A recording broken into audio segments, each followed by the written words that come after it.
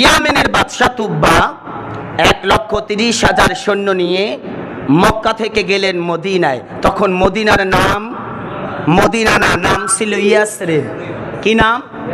ইয়াসরিব। খুব খেয়াল করুন, ইয়াসরিবে যাওয়ার পরে কত 400 আলেম, ওই 4,000 আলেমের ভিতরে শ্রেষ্ঠ 400 আলেম, তারা হঠাৎ করে মদিনার মরুভূমির বালুগুলো উঠাইয়া ঘ্রাণ নিচ্ছে, নাকের কাছে খুশবু নিচ্ছে। কেউ কেউ জিহ্বায় লাগায়া টেস্ট করতেছে স্বাদ, কেউ দৌড়ায় গিয়ে একটা কূপ থেকে পানি তুলে পানিগুলো খাচ্ছে, মুখে লাগাচ্ছে, শরীরে মাসেহ করছে। ইয়ামেনের বাদশা ঘোড়ার পিঠ থেকে নেমে তিনি বললেন, ঘটনা কি, এখানে কেন কাফেলা থামানো হলো?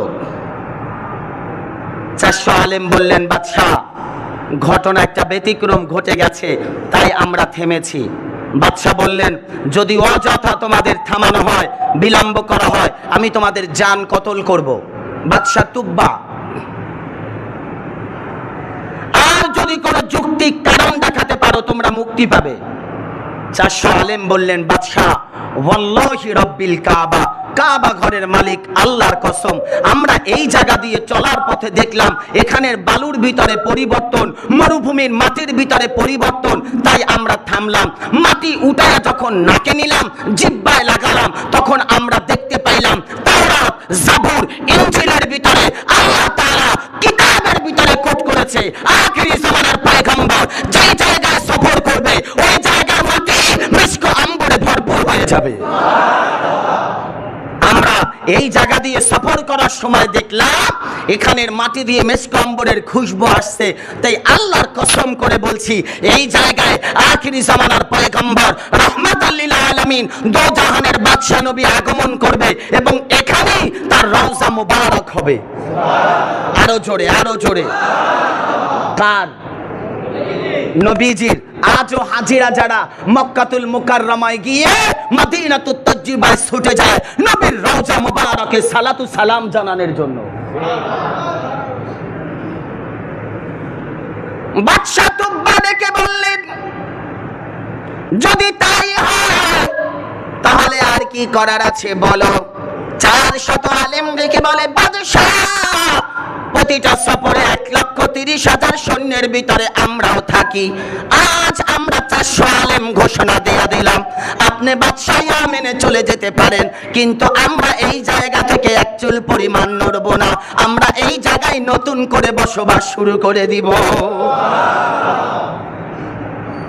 বাদশা বললেন, কেন? 400 আলেম বললেন, বাদশা, এই জায়গায় আখিরি জামানার পয়গম্বর আসবে, যদি আমাদের সাথে দেখা হয় তো আলহামদুলিল্লাহ, আমরা ধন্য, আর যদি দেখা না হয়, আমাদের এখানে মারা গেলে আমাদেরকে, আমাদের স্ত্রী সন্তানদেরকে মানুষ এখানে কবর দিবে, ওই কবরের উপর দিয়ে আখিরি জামানার পয়গম্বর যদি হাঁটে, তার উম্মতরা যদি হাঁটে, নবীর কদমের ইজ্জতে আল্লাহ আমাদের কবরে আযাব মাফ করে দিবে। তাই আমরা এখানে থাকবো, রহমতের নবীর কদমের স্পর্শ চাই, আর যদি নবী কামলিওয়ালার সাথে সরাসরি সাক্ষাৎ হয় তাহলে আমরা ধন্য। সুবহানাল্লাহ বলবেন না? বাদশা বললেন, যদি তাই হয়, একটু পানিটা দাও, তাহলে তোমরা কি এখান থেকে এক চুল পরিমাণ নড়বে না, এখান থেকে যাবে না? সামনে আসেন। বললেন, না, আমরা এখান থেকে, বলেন না, একটু বলেন, যাব না।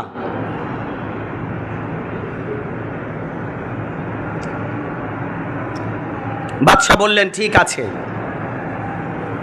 একেবারে সংক্ষেপ করতে হচ্ছে।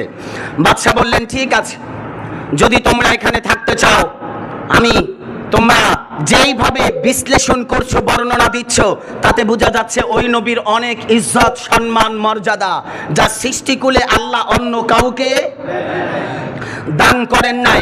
তাই আমি আপনাদেরকে ঘোষণা দিলাম, আপনারা যদি এই জায়গায় থাকতে চান, আমি আজ আপনাদের জন্য 400 আলেমের জন্য 400 ঘর বানায়া দিব। আর একটু জোরে, কি বানাবেন? ঘর বানায়া দিবেন। আর আপনাদের মাঝে যারা বিবাহ করেছে তো আলহামদুলিল্লাহ, যারা করে নাই তাদের জন্য নেককার মেয়ে দেখে আমি তাদের জন্য বিবাহের ব্যবস্থা করব, সমস্ত খরচ আমি বন্টন করব। আলেমরা বললেন বাদশাহ এত দূর কেন? বাদশাহ বললেন আপনাদেরকে বিবাহ করাবে এই জন্য আপনাদের বংশে যে সন্তান আসবে এরাও যেন নবীর মুহাব্বতের সন্তান হয়। কেন? আপনার 400 আলেম, নবী এখনো আসে নাই, নবী আসবে মরুভূমির মাটির গ্রাম থেকে, নবীর মুহাব্বতে জন্মভূমি, স্ত্রী, সন্তান, সম্পদ সব ছেড়ে এখানে যদি থাকতে পারেন আমি আপনাদের মুহাব্বতে এতটুকু করতে পারবো না? বাদশাহ বললেন পুরা জিম্মা আমার। 1,30,000 সৈন্যদের মাঝে কিছু সৈন্য ইয়ামানে পাঠিয়ে বললেন তোমরা তাড়াতাড়ি করে সম্পদ যা যা আছে এগুলো নিয়ে আসো, আমি এখানে 400 আলেমের জন্য 400 ঘর বানাবো। একটু সুবহানাল্লাহ বলেন। খুব খেয়াল সংক্ষেপ করে বলছি, বিস্তারিত না। 400 আলেমের জন্য মদিনাতুত তাইয়্যিবার চতুর্দিকে, তখন মদিনা না, নাম কি? ইয়াসরিব, যেখান দিয়ে মানুষ হেঁটে গেলে তাদের জন্ডিস হতো, কষা হতো, উটের প্রস্রাব পান করাইলে সুস্থ হতো। রহমতের নবীর কদম লাগায় আল্লাহ গোটা জমিনটাকে খাকে শেফা বানায়া দিছে। সম্মানিত হাজিরিন, নবীর ইজ্জত আজমাত বুঝুন, বুঝলে কপাল ভালো, না বুঝলে আবু জাহেলের মতো চাচা হইয়া পাশে থাকবেন, নবীকে চিনবেন না। আর আবু বকর সিদ্দিক দূরত্ব ছিল, উমর ইহুদিদের সর্দার ছিল, অমুসলিমদের রহমতের নবী কামলি ওয়ালার নুরানি চেহারা দেখে কালিমা পড়ে মুসলমান হয়ে গেছে। এটা তাকদীর, তাকদীর। কার তাকদীর কত উজালা ওটা বোঝা যাবে কার অন্তরে কতটুক নবীর প্রতি মুহাব্বত। সম্মানিত হাজিরিন, 400 ঘর বানালেন। 400 ঘর বানায়া 400 ঘরের জন্য চাবি তালা যা যা দরকার দিয়ে দিলেন। বাদশাহ এবার 400 আলেমের জন্য বিবাহের ব্যবস্থা করলেন। যারা যারা বিবাহ করে নাই তাদের জন্য সুন্দর নারীদেরকে বিবাহের ব্যবস্থা করলেন। সংক্ষেপ, আল্লাহ তাআলার মাহবুব নবী কামলি ওয়ালার মুহাব্বত কাকে বলে বুঝুন। এবারে বাদশাহ ডাক দিয়ে বললেন, এই আমার ওলামায়ে কেরাম, আমি আপনাদের জন্য ঘর বানাইছি, এই ঘরগুলো আপনাদের, কিন্তু আমি একটা স্পেশাল মিস্ত্রি দিয়া পৃথিবীর সবচেয়ে দামি ইয়াকুত পাথর, জাফর পাথর, এই ধরনের যত দামি পাথর আছে এগুলো দিয়ে আমি একটা দোতলা ঘর বানাতে চাই। সুবহানাল্লাহ, আরো জোরে সুবহানাল্লাহ। কয়তলা বলেন? কয়তলা? দোতলা ঘর বানাতে চাই। আলেমরা বলল কেন? বলে এখন বলবো না, পরে বলবো। মিস্ত্রিরা সব ঘর উন্মুক্ত করে বানিয়ে একটা দোতলা ঘর বানালেন। বাদশাহ সুন্দর করে সুন্দর রাজকীয় পোশাক পরলেন, সুন্দর স্বর্ণের একটা কাপড় নিলেন, অথবা যে কোনো ধরনের কাপড় তখনকার দরকার ছিল, কাপড় নিলেন, উঁচু তক্তার উপরে বসলেন, এভাবে টেবিলের উপরে নিয়ে একটা চিঠি লিখতে লাগলেন। কি কি চিঠি? জাহানের বাদশাহ রাহমাতাল লিল আলামিন নবী কামলি ওয়ালা, আপনাকে আমার পক্ষ থেকে সালাম। আমি ইয়ামেনের বাদশাহ তুব্বা বলছি, যদি আপনার সাথে আমার সাক্ষাৎ হয় আমি সর্বপ্রথম আপনার হাতে হাত রেখে কালিমা পড়ে মুসলমান হব। আর যদি তা না হয় আমার এই চিঠিটা আমি আমার সমস্ত বংশীয় মানুষদের কাছে ওসিয়ত করে যাব আপনার হাতে বংশ পরম্পরায় আপনার কাছে পৌঁছানোর জন্য। চিঠিটা যদি আপনার কাছে পৌঁছায় আপনি নবী আমার সালাম নিবেন। আর আপনার জন্য 400 ঘরের মাঝখানে একটা ঘর বানাইছি, এই ঘরটা আপনার নবীর জন্য বানাইছি, এটার মালিক আপনি নবী। মনোযোগ দেন, সময় অনেক বেড়ে যায়, কথা বলার সুযোগ হয় না। 400 ঘর বানায়া মাঝখানে একটা দোতলা ঘর বানালেন। দোতলা ঘরটা বানায়া একটা সিন্দুক বানালেন, জহরত, হীরা, মানিক, মুক্তা, কাঞ্চন, এগুলো সিন্দুকটা সাজালেন।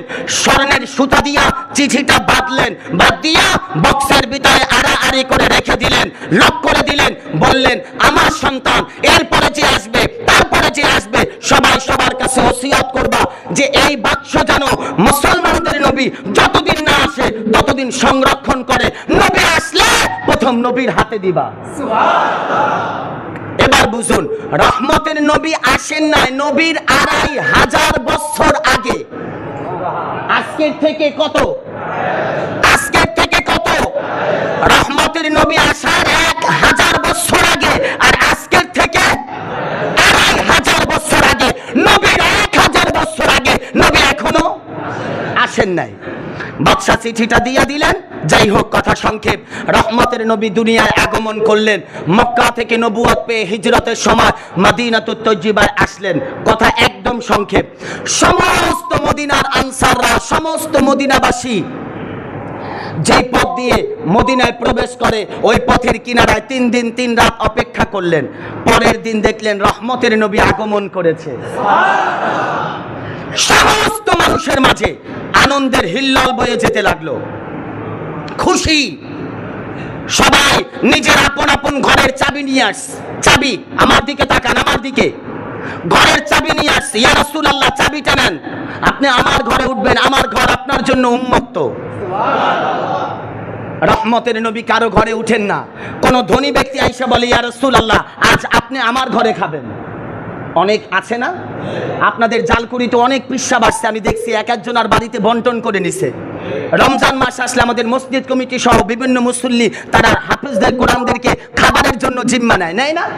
তো যারা ধনী তারা খাবারের জিম্মা নিতে চাইলেন, নবী কিছুই বলেন না। কিছুক্ষণ পরে সাহাবাদের মাঝে উত্তেজনা হয়ে গেল, মদিনার আনসারদের মাঝে। ইয়া রাসূলুল্লাহ, আপনি কার ঘরে উঠবেন? কে ধন্য হবে?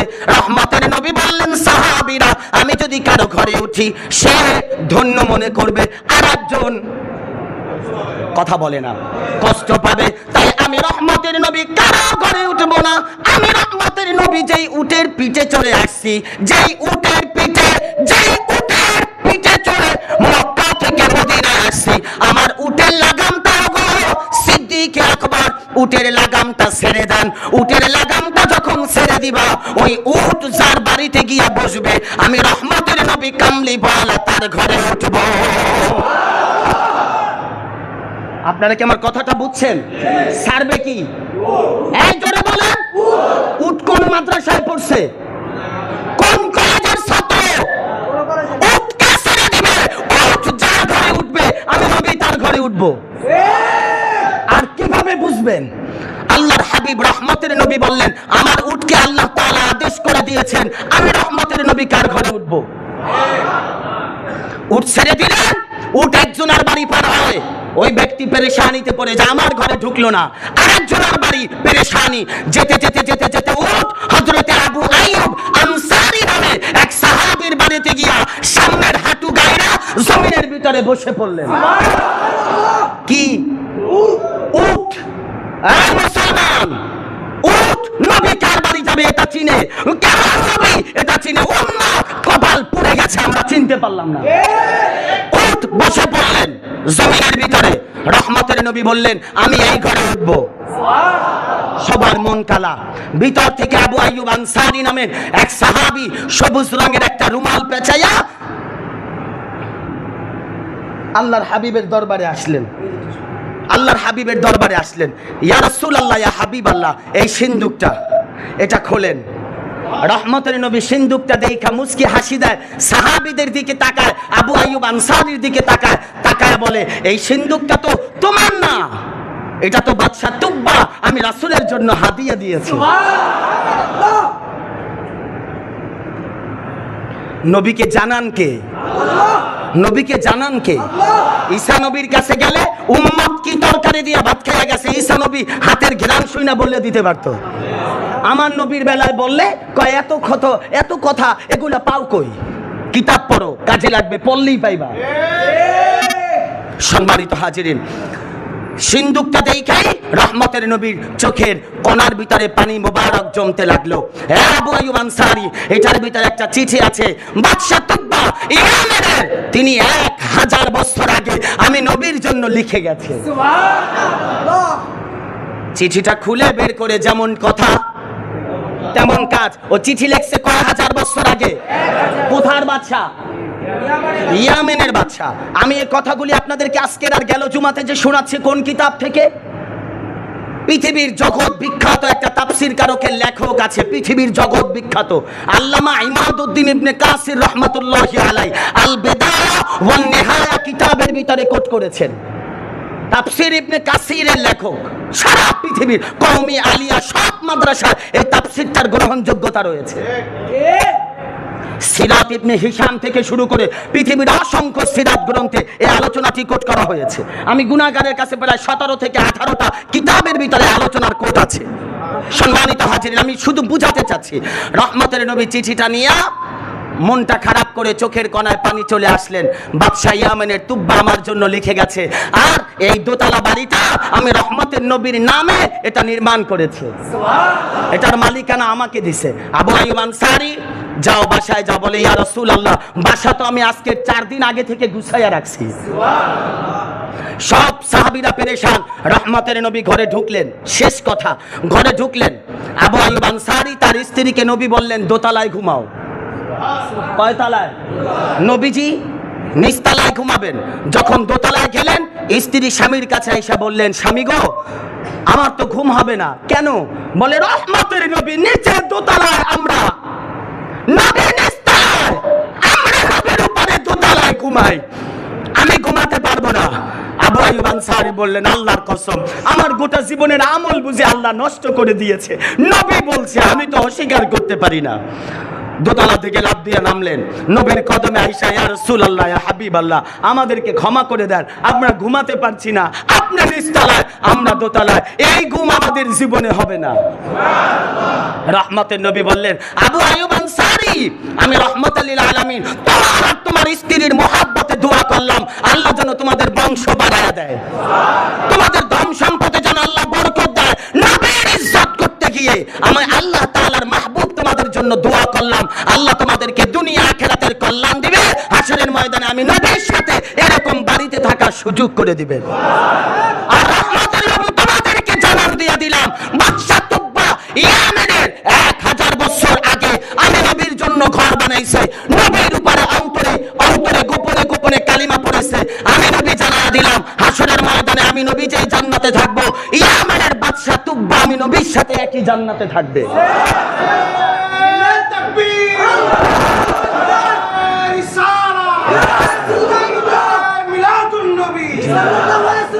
সম্মানিত হাজিরিন, নবীর মহব্বতে একজন ইহুদি যদি 1000 বছর আগে নবীর আজকের মহব্বতে ঘর বানায়া নবীর সাথে জান্নাতে যেতে পারে, আমরা নবীর উম্মত, নবীর সম্মান আজমত গে দরুদ ও সালাম পড়ে আমরা যদি চলাফেরা করি, আল্লাহ আমাদের জীবনের গুনাহ মাফ করে দিতে পারে না পারে না? এতটুকু কথা বললাম। ওয়া আখির দাওয়ানা আনিল হামদুলিল্লাহি রাব্বিল আলামিন। আসসালামু আলাইকুম ওয়া রাহমাতুল্লাহি ওয়া বারাকাতুহু। ভালো